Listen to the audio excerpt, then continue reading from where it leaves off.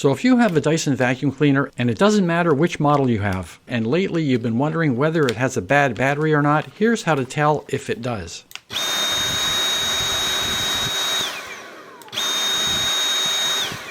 So that was it on low. Now you put it on to max and it does this. It only runs for seconds and then it won't restart again.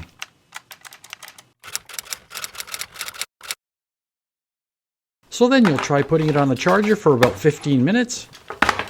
You've still got it on max, and again it does this.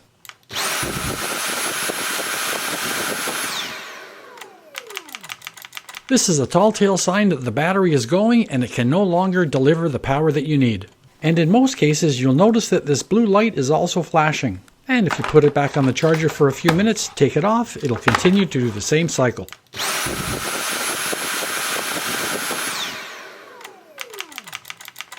And we don't want to get this confused with what it does when it has a plugged pipe. And I'll switch it back on to low to show you this, because with a bad battery, it'll pretty well always still run pretty good on low.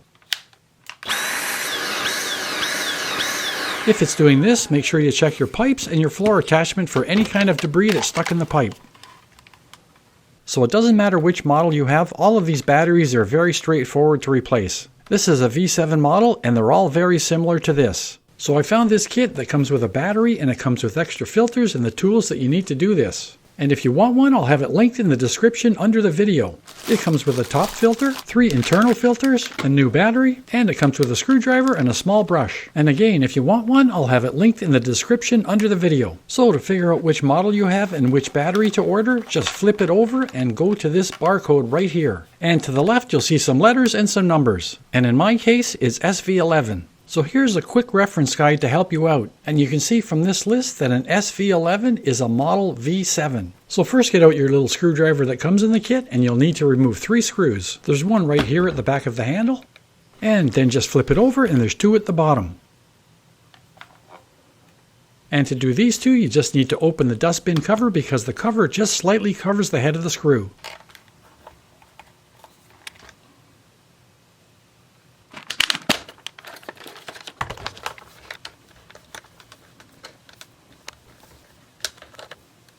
These 2 screws you can leave in and they'll just pull out when you pull the battery out. Now just grab it from the sides and give it a little wiggle and pull it up.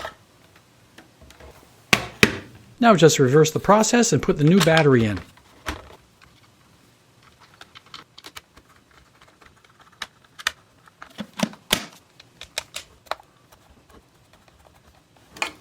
And now let's test it out on max.